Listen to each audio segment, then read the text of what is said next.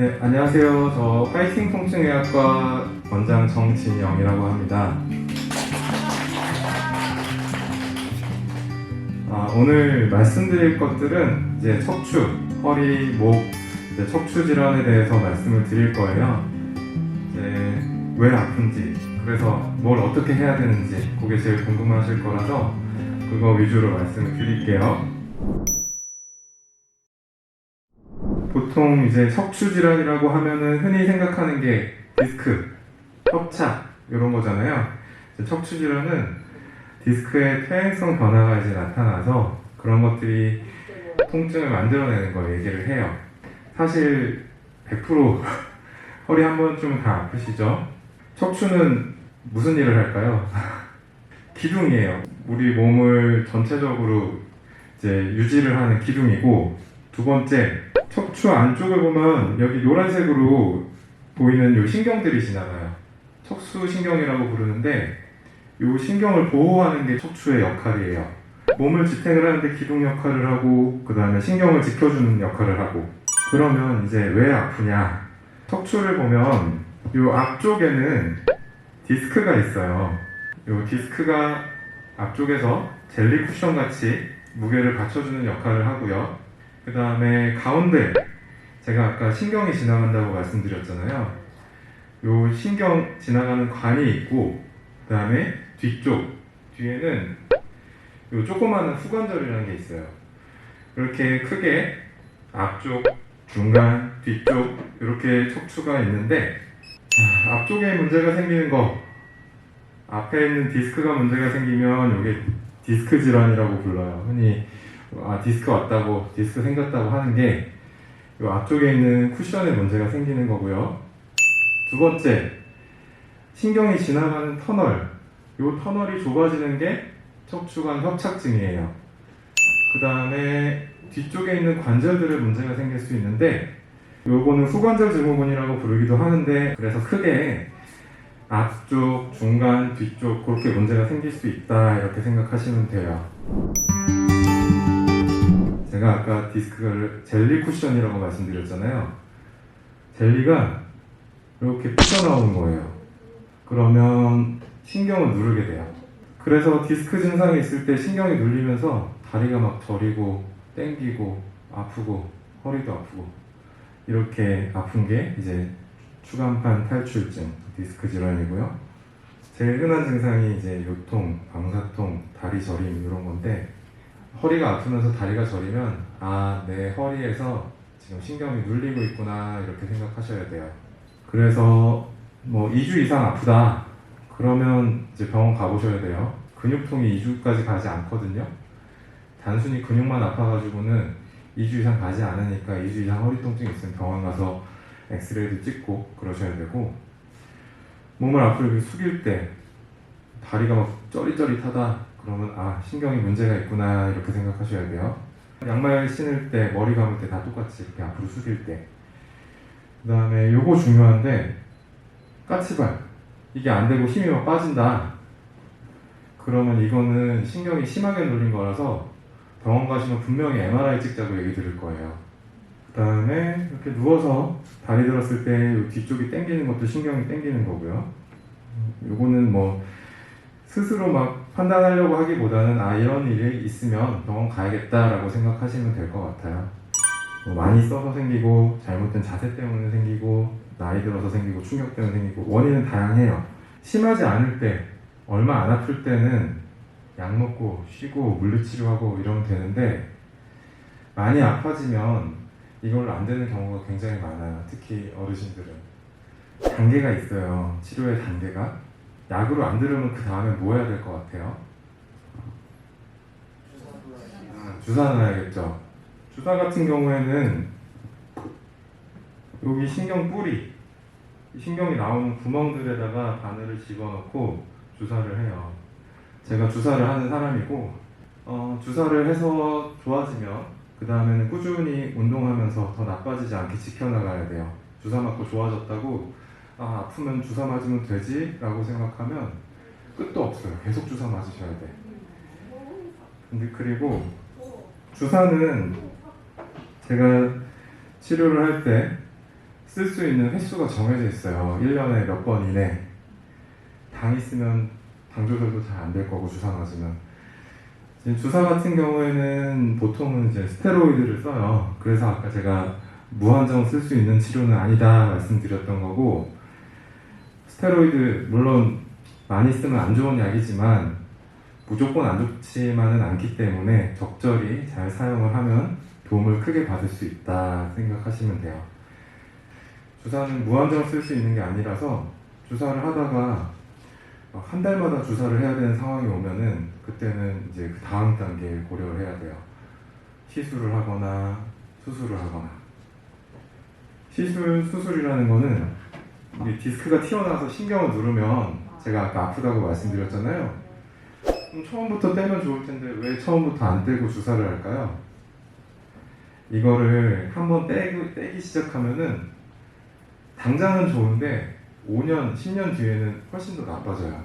지금은 채울 수 있는 게 없어요, 아직까지는. 그래서 이제 2000년대 초반만 해도 디스크 있으면 다 수술했거든요. 그때 그러고 나서 연구를 해보니까 5년 지나니까 더 안 좋은 거예요. 그래서 지금은 웬만하면 수술은 최후까지 미루다가 주사를 하든 시술을 하든 버틸 수 있을 때까지 버티다가 안 되면 그때 수술하는 게 답이라고 돼 있어요. 디스크든 협착이든 다 마찬가지로. 물론 아까 제가 말씀드린 바로 수술을 해야 되는 경우도 있지만 수술이 능사가 아니라는 거. 튀어나온 거 떼면 되는 거 아니야? 이렇게 간단하게 생각할 문제는 아니에요. 그러니까 수술한다고 100% 다 안 아프고 좋아질 것 같으면 누구든 다 수술하지. 뭐하러 주사를 하겠어요. 그리고 수술. 요즘은 이제 수술하고 시술하고 한 끗 차이인데 뭐 내시경을 쓰든 아니면 직접 이 살을 째고 떼어내든 어쨌거나 이 튀어나온 부분들을 떼내고 그걸 고정시키는 그런 것들을 생각하시면 돼요. 협착은 아까 제가 요 가운데에 있는 관이 터널이 좁아지는 거라고 말씀드렸잖아요. 요것도 방금 말씀드렸던 디스크랑 사실은 대동소이해요. 신경이 눌려서 증상이 생기는 거고 뭐 때문에 눌리냐 그 차이인 거예요. 이렇게 좁아질 때는 뒤쪽에 있는 뼈가 자라서 좁아지기도 하고 앞쪽에 있는 디스크가 딱딱해지면서 좁아지기도 해요. 보통 협착증은 많이 써서 관절이 커지면서 이제 생기는 게 대부분이고요. 뭐 똑같아요. 디스크 증상이랑 보행시 다리 통증, 저림 뭐 이런 게 생길 수가 있고 협착 있는 분들 뭘 물어봐야 되냐? 그러면 쉬지 않고 버스 몇 정거장 걸으세요? 이걸 물어봐야 된다고. 2정거장 걸으면 뭐 그냥 한 정거장 못 걷는다. 그러면 그건 주사를 하든 뭐 시술을 하든 뭐든 해야 되는 상황인 거예요. 이 협착 심하신 분들은 다리가 저려서 땡기고 저리고 막 터질 것 같아서 길게 못 걸으세요. 지금 이것도 마찬가지로 2주 이상 지속되고 조금 걸으면 이제 쉬었다 가야 되고 또 쉬면 또 괜찮거든요.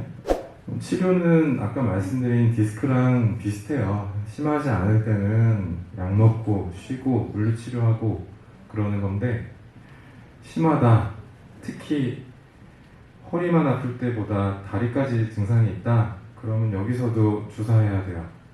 주사하다가 안 되면 협착 같은 경우에는 시술보다는 수술로 바로 가는 편이에요.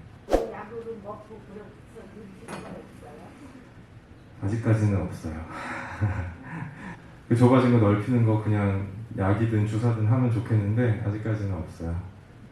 수술이라고 하면 이 가운데 있는 터널이 좁아졌다고 말씀드렸잖아요. 뒤쪽을 터주는 거죠. 뒤쪽을 터주기도 하고 아니면 디스크 쪽에 문제가 있는 경우에는 디스크에 인공 디스크를 넣고 뒤에 나사 박아서 고정하기도 하고 그건 물론 이제 상태마다 다 다르겠지만 척추관 협착 같은 경우에는 디스크보다는 할 수 있는 게 별로 없어요. 그러니까 시술, 뭐 내시경을 한다든지 신경 성형술을 한다든지 그러기에는 디스크는 그래도 조금 몰캉몰캉 젤리 쿠션 같은데 뼈는 딱딱하잖아요. 바로 수술로 넘어가는 경우들이 많아요. 뒤쪽에 소관절에 문제가 생길 수 있다라고 생각하시는 게 편한데 뒤쪽에 보면 관절이 있잖아요. 조그마한 관절들. 여기도 문제가 생겨요. 원래는 앞쪽에 있는 디스크가 무게를 80을 버티고 양쪽에 있으니까 10, 10 이렇게 버티는데 앞쪽에 있는 디스크가 딱딱해지고 높이가 낮아지면 얘가 80을 못 버티고 뭐 60, 40 이렇게 줄어든단 말이에요. 그러면 얘 입장에서는 10을 버티던 게 20, 30, 막 2배, 3배가 늘어나니까 여기에 염증이 잘 생겨요. 그럼 이거 어떻게 할 거냐? 다 비슷한데 심하지 않으면 약 먹고 쉬고 물리치료하는 거. 뭐 그걸로 잘 안 듣는다 그러면 그 다음에는 주사를 해도 안 낫거나 주사를 너무 자주 해야 되면 그때는 수술. 대개는 이렇게 크게 생각하시면 되겠고, 이제 먹는 약에 대해서 설명을 드릴 거예요.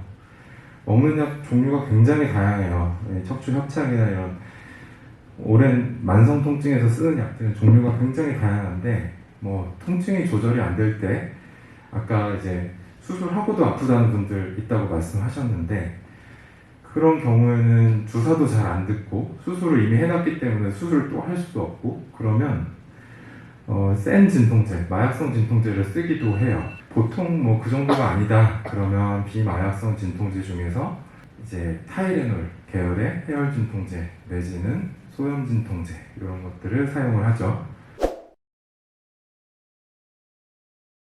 이제 해열 진통제는 말 그대로 열 내리는 진통제 타이레놀이에요. 그리고 소염 진통제, 염증을 잡는 진통제, 염증을 없애는 것들이 이제 흔히 관절염약이라고 부르는 것들이 이제 소염 진통제 계열이죠. 각각 이제 쓰는 용도가 조금 달라요. 이제 타이레놀은 소염 작용이 없어요. 그래서 염증이 붙은 거는 근본적인 해결이 안 되고 그때는 진통작용밖에 못하고, 그 다음에 소염 진통제, 나프록센, 이부프로펜 이런 염증을 없애는 작용을 하는 것들은 관절염이나 뭐 염증이 있을 때 그 염증을 해결해주는 역할을 해요. 그래서 제가 제일 많이 받는 질문 중에 하나가, 선생님 이 약 먹으면 안 아픈 건 알겠는데 이 약이 근본적인 해결이 돼요? 일시적으로 통증을 그냥 안 아프게만 해주는 거 아니에요? 라는 질문을 제일 많이 받는데, 제가 타이레놀을 처방했을 때는 그 말이 맞아요. 타이레놀을 처방했을 때는 그때 안 아프게 하는 게 맞는데, 무슨 프로펜, 케토톱, 나프록센 이런 소염 진통제를 처방했을 때는 염증을 해결하기 위해서 처방한 거라서 그거는 단순히 안 아프게 만드는 약이 아니라 그 관절염이든 뭐든 염증을 잡는 약이라고 생각하시면 돼요.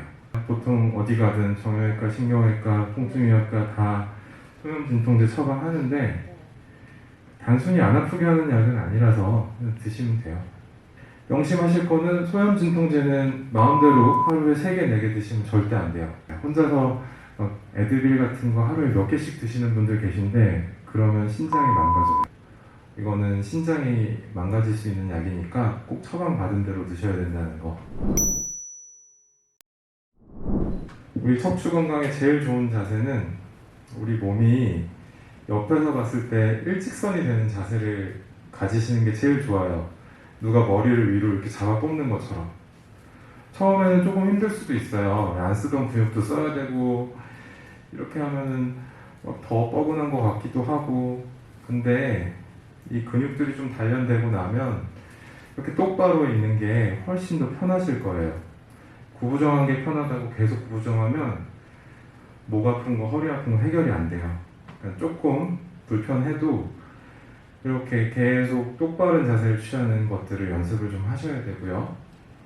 그 다음에 바닥에 쪼그려 앉는 거, 이거는 안 하시는 게 좋아요. 그러니까 양반다리하고 좌식으로 앉는 거 있죠. 그런 것들은 허리에 굉장히 안 좋거든요. 웬만하면 허리 아프신 분들 의자에 앉으시고요. 그 다음에 의자에 앉을 때도 비스듬하게 누우면 안 돼요. 아까 제가 이렇게 일직선이 되도록 똑바른 자세 하라고 말씀드렸잖아요. 의자에 앉을 때도 똑같아요. 앞으로 숙여지거나 뒤로 눕혀지거나 그러면 허리에 부담이 되니까 항상 이렇게 의자에 앉을 때도 누가 머리 위로 잡아 꼽는 것처럼 똑바로 앉으셔야 돼요. 요거 중요한데, 오랫동안 앉아있을 때는 한 번씩 일어나 주는 것만으로도 되게 많은 것들이 좋아지거든요. 이 앞쪽에 있는 근육들도 스트레칭도 되고, 그러니까 꼭 너무 한꺼번에 오래 앉아있지 말고 중간중간 한 번씩 끊어주시는 게 좋아요. 걷는 게 제일 중요해요, 사실은. 척추가 아까 제가 기둥이라고 말씀드렸잖아요. 기둥을 옆에서 받쳐주는 근육들이 튼튼해져야지 결국은 좋아질 거거든요. 근데 그거를 좋아지게 만들려면 빠르게 걸으시는 게 좋아요. 무릎이 허락한다면. 무릎이 괜찮으시다면 빠르게 걷는 게 제일 무난하게 척추 주변을 강화시키는 방법이고, 기왕에 걸으실 거면 좀 빠르게, 숨이 좀 찰 정도로 빠르게 걸으시는 게 여러모로 좋아요. 그 다음에 무거운 물건을 들 때 저는 환자분들 치료하면서 늘 치료하면서 드리는 말씀이, 무거운 거 들 때 그냥 허리를 이렇게 숙여서 들면 안 된다고 말씀드려요. 허리를 꼿꼿하게 펴고 고관절이랑 무릎을 이용해서 우리 운동할 때 이렇게 캐틀벨 드는 운동? 그런 것처럼 허리를 꼿꼿하게 핀 상태로 내려가서 이렇게 들어 올리셔야 돼요. 무거운 거 들 때는 허리만 가지고 이렇게 들어 올리면 허리에 부담이 되거든요. 항상 허리를 꼿꼿하게 펴고 뭔가를 한다, 이렇게 생각하시면 되겠어요. 이런 코브라 자세나 엉덩이 들어 올리는 거, 플랭크 이런 거 다 좋은데, 요거는 걷기부터 우선 먼저 잘 하신 다음에 하세요. 걷기가 우선 밑바탕에 돼 있어야지 이것도 버틸 수가 있거든요. 네, 오늘 강의 해주신 정진영 원장님께 다시 한번 큰 박수 부탁드리겠습니다. 강의가 도움이 많이 되셨나요? 네, 다음에도 건강검진 있으면 꼭 참여해주세요. 네, 감사합니다. 감사합니다.